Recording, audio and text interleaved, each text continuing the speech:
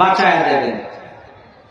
এরপর আল্লাহ তাআলা ডাক দিয়ে বললেন, তুমিনুনা বিল্লাহি ওয়া রাসূলিহি ওয়া তুজাহিদুনা ফি সাবিলিল্লাহি বিআমওয়ালিকুম ওয়া আনফুসিকুম যালিকুম খায়রুল লাকুম ইন কুনতুম তা'লামুন। বলেন আল্লাহু আকবার। আল্লাহ তাআলা বলছেন, এত বড় একটা মহা সুসংবাদ দিলাম, তোমাদেরকে আযাব থেকে যেহেতু বাঁচায়া দেব, তাহলে ব্যবসার কথা, একটি মাত্র ব্যবসার কথা বলেছি। এই ব্যবসা করতে গেলে তোমাদের কিছু পুঁজির প্রয়োজন আছে। ব্যবসায়ী যারা আছেন তারা একটু হাত তুলে দেখান তো ভাই। মাশাআল্লাহ। ব্যবসা করতে গেলে তিনটা জিনিস লাগে। 1 নম্বরে যোগ্যতা লাগবে, 2 নম্বরে পুঁজি লাগবে, 3 নম্বরে উপযুক্ত জায়গা লাগবে এবং আপনার ব্যবসা করার মতো বয়স লাগবে। বলেন ঠিক না ঠিক? আল্লাহ তাআলা বললেন, যে ব্যক্তি এই দ্বীনের ব্যবসা করবে, এই ব্যবসা করতে গেলে তোমাদেরও এখানে 2টি জিনিসের কথা আল্লাহ তাআলা বলছেন। তুমিনুনা বিল্লাহি ওয়া রাসূলিহি, আল্লাহ ও তার রাসূলের প্রতি 1 নম্বরে ঈমান লাগবে। কি লাগবে ভাই? ঈমান। এরপরে দ্বিতীয় যে কাজটি করতে হবে, ঈমান শুধু আনলেই হবে না। আমরা এখন ঈমান আনছি না পাইছি? একটু আস্তে বলেন, পাশের ভাইও যাতে না শোনে। ঈমান আনছেন না পাইছেন? ঈমান আনিনি, আমরা ঈমান পাইছি। আল্লাহ তাআলা ঘোষণা দিচ্ছেন, তুমিনুনা বিল্লাহি ওয়া রাসূলিহি, এই কাজ করার জন্য 1 নম্বরে তোমাদের প্রয়োজন হলো আল্লাহ ও তার রাসূলের প্রতি ঈমান আনতে হবে। ওয়া তুজাহিদুনা ফি সাবিলিল্লাহ। 2 নম্বর হচ্ছে, এই ঈমান আনার পর আল্লাহর পথে তোমাদের জীবনটা উৎসর্গ করতে হবে। তুজাহিদুনা ফি সাবিলিল্লাহ, আল্লাহর দ্বীনকে আল্লাহর জমিনে কায়েম করতে হবে। কি করতে হবে ভাই? এর জন্য জিহাদ ফি সাবিলিল্লাহর কাজ। কিসের কাজ? যে কাজটা ইসলামের, যে কাজটা সমাজে প্রতিষ্ঠিত নাই, এই কাজটা প্রতিষ্ঠিত করার জন্য আপনি যে প্রাণপণ যে আপনি চেষ্টাটা করবেন, এই চেষ্টার নাম হচ্ছে জিহাদ ফি সাবিলিল্লাহ। এরপর আল্লাহ তাআলা ডাক দিয়ে বললেন, যদি এই 2টি কাজ করো, এখন এই 2টা কাজ করবার জন্য তোমাদেরকে 2টা জিনিস দিতে হবে। কয়টা জিনিস? বিআমওয়ালিকুম ওয়া আনফুসিকুম। 1 নাম্বার হচ্ছে তোমাদের যে আমওয়াল আছে, মালের বহুবচন হলো। সাবেতগঞ্জের মানুষ কি কোরআন খুব কম বোঝে নাকি? এখানে তো অসংখ্য আলেম ভাই দেখছি, একটু জবাব দেন না ভাই। আমার সাথে কি আপনাদের কোনো রাগ আছে নাকি? তাহলে একটু জবাব দেন।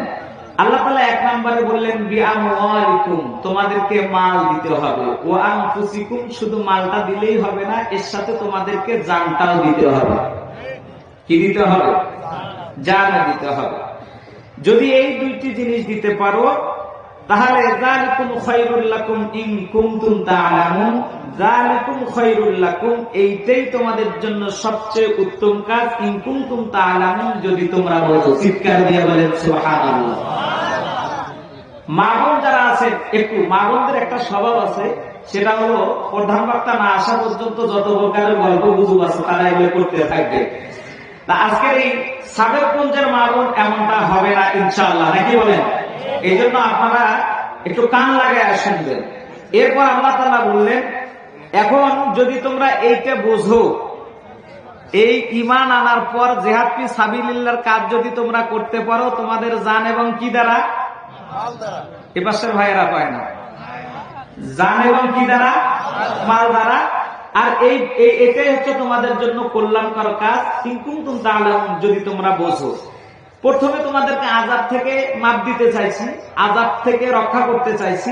এইবার আমি আল্লাহ কি করব? এই কাজগুলো যদি করো, ইয়াগফির লাকুম যুনুবাকুম, ও বান্দা, যখন তোমরা জান আর মালটা আমার রাস্তায় দিয়ে দেবে, ইয়াগফির লাকুম, তোমাদেরকে ক্ষমা করে দেব। চিৎকার দিয়ে বলেন সুবহানাল্লাহ। কি ক্ষমা করে দেবেন রে ভাই?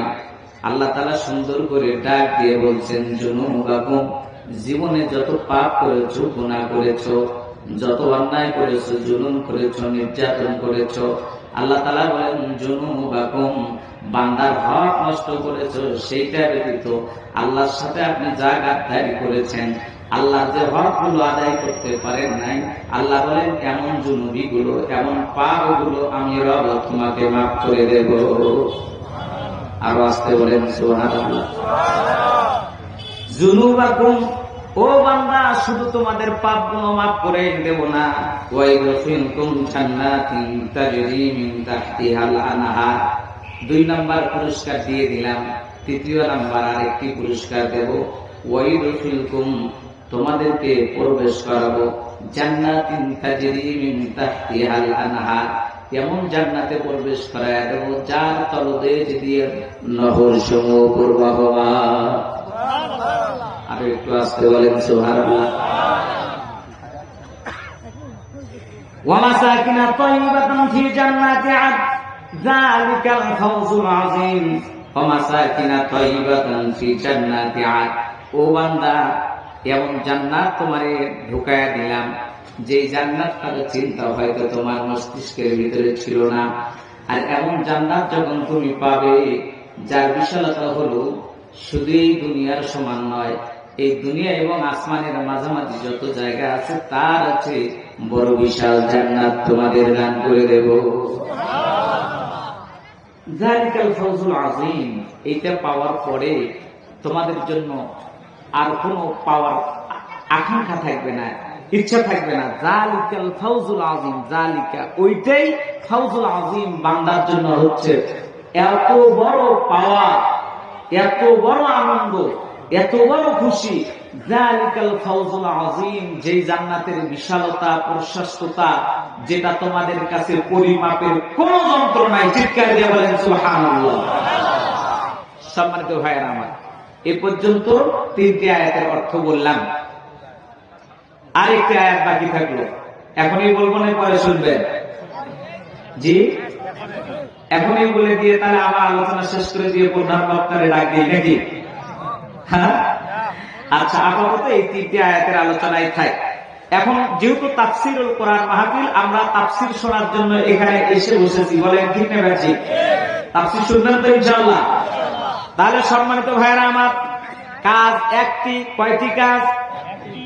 একটি কাজ যদি করতে পারেন, আল্লাহ 3টি পুরস্কারের ঘোষণা দিয়ে দিলেন। মুসলমান ভাইরা আমার, কাজ করতে হবে কয়টি? আর একটু আসতে বলেন। জবাব দিতে হবে। আপনারা ফিডব্যাক যেমন দেবেন, ওয়াজও তেমন হবে। তার কারণ আজকে আপনারা এখানে শিক্ষক, আমি ছাত্র। শিক্ষকদের কাজ হলো ছাত্রকে বুঝাইয়া দেওয়া, নাকি বলেন? এখন আপনারা যদি আমাকে না বুঝাইয়া দেন, তাহলে আমি ওয়াজের ফিডব্যাক বুঝবো নাকি? বুঝতে পারবো কি? এই জন্য মহান আল্লাহ খুব সুন্দর করে আমাদেরকে তাফসীর করে শোনাচ্ছেন। বান্দা একটি কাজ করবে, আমি আল্লাহ তোমাদেরকে 3টি পুরস্কার দেব। 1 নাম্বার আযাবুন আলীম। এই সূরা সাদ যখন অবতীর্ণ হলো, কোন সময় অবতীর্ণ হলো? আল্লাহর নবী মুহাম্মদুর রাসূলুল্লাহ সাল্লাল্লাহু আলাইহি ওয়াসাল্লাম। আল্লাহ রাসূলের নাম শুনলে কি বলবেন ভাই? একটু বলেন না, সাল্লাল্লাহু আলাইহি ওয়াসাল্লাম। আল্লাহ রাসূলের উপর দরুদ শরীফ পড়া, একবার পড়া ওয়াজিব। একবার পড়া কি? আর নাম শুনলে বারবার পড়বেন। আল্লাহ রাসূল সাল্লাল্লাহু আলাইহি ওয়াসাল্লামের নাম শোনার পর যখন আপনি বারবার সাল্লাল্লাহু আলাইহি ওয়াসাল্লাম বলবেন, আল্লাহ আপনার উপর 10টি করে রহমত অবতীর্ণ করতে থাকবে। বলেন আল্লাহু আকবার। কি মহান মানব আমরা পেয়েছি, রাসূল আমরা পেয়েছি, যার নাম শুনলেও সওয়াব, পড়লেও সওয়াব, তার নামের প্রশংসা করলেও সওয়াব। বলেন ঠিক না ঠিক?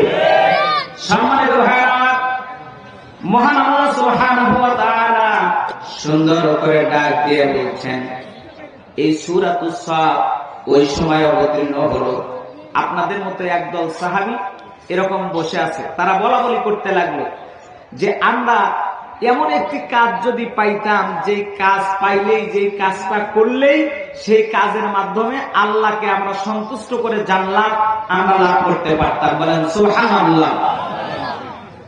নবী করিম সাল্লাল্লাহু আলাইহি সাল্লাম তাদের এই আলোচনা শোনার পর তিনি এক এক করে সাহাবীদেরকে যখন ডাকতেছিলেন, তাফসিরে মাযহারি, তাফসিরে মারিফুল কোরআন, তাফসিরে বাইজাবি সহ তাফসিরে ইবনে কাসির, যত তাফসির আছে সমস্ত তাফসিরের ভিতরে লেখা হয়েছে যে বিশ্বনবী সাল্লাল্লাহু আলাইহি ওয়াসাল্লাম তাদেরকে যখন ডাক দিয়ে বললেন, তোমরা কি নিয়ে আলোচনা করতেছিলে? সাহাবা আজমাইন যখন বলতেছিল, ইয়া রাসূলুল্লাহ, আল্লাহ আমাদেরকে এমন একটি কাজ দেখ, যে কাজটা করলে আমরা আল্লাহর জান্নাতে সরাসরি প্রবেশ করতে পারবো। সুবহানাল্লাহ। এই আলোচনা শোনার সাথে সাথে আল্লাহ রাব্বুল আলামিন সূরাতুস সফের এই